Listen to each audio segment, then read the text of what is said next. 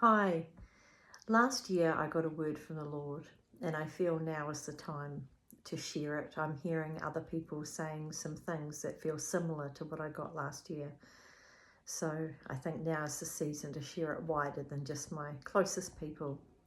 So I saw a vision, and I got an understanding of what it was as I was seeing it. So I saw a huge fire sweeping over New Zealand. And it almost came in two varieties. You know, the fire that's blue, it's so hot that it's blue, it's actually beautiful to look at, and it burns so hot.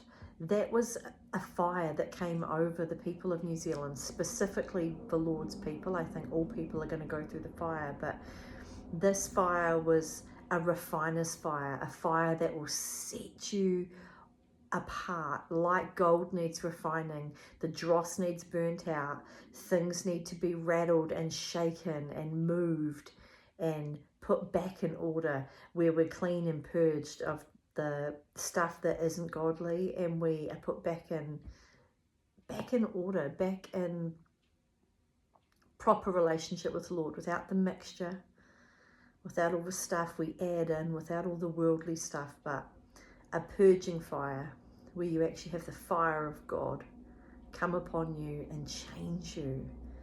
And that's a beautiful thing. That wasn't scary, that was powerful, probably quite painful for some, but really, really positive. And then there was another fire. The intention was the same, but with this fire, it was the fire that had black smoke coming through it. It wasn't burning as hot. It was, just a lot of pollutants in the fire. And it was for those that were resisting it. They wouldn't let it burn hot. They didn't want to submit and surrender to God. They wanted to keep on fighting. They wanted their flesh to get a say. They wanted the compromise. They wanted the mixture. They didn't want to look crazy. They didn't want to seem different. They didn't want to be transformed. So they resisted the fire, and they got burnt. They got smolder, smoke. They come out scorched and smelling like fire with black smoke everywhere. It wasn't pretty. And the only difference was the first people, they were humble and they were hungry and they surrendered. And so therefore the fire was beautiful and transformative and pure and even exciting for them, if painful, but so worth it.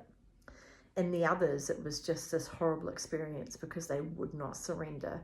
They would not humble themselves. So there was smoke, there was smell, there was damage, there was scolding. So I saw this as a warning from the Lord to say that there's actually a choice coming, that God's refining fire is coming. There are some things that are going to come that are going to make people very uncomfortable. I believe this is New Zealand, and this is actually very likely to be worldwide, but I'm speaking to my Kiwis especially at the moment. There is something coming, and I'm not going to say that I know what it is. I have my ideas, but unless it's confirmed, I'm not going to share those things. That's not productive. But what I will say is there is a refiner's fire, there is a shaking, just like we had in 2020.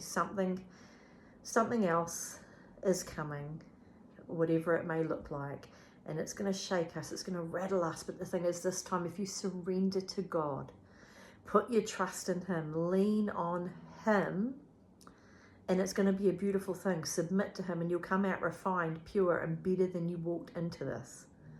Resist, and you're going to come out stinking. You're going to come out smoldering and damaged. So just choose to be humble. Choose to surrender and not resist. Surrender leads to refinement. It leads to God's glory.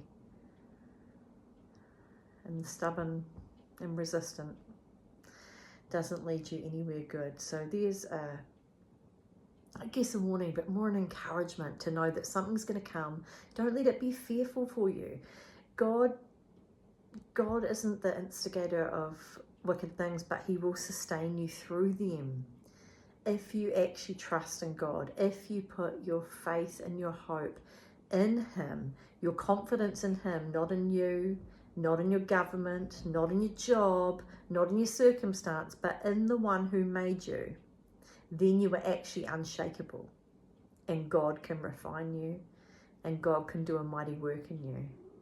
So be encouraged that those that trust in the Lord have nothing to fear. Let Him refine you today. Be blessed. Kia kaha, New Zealand. You've got this.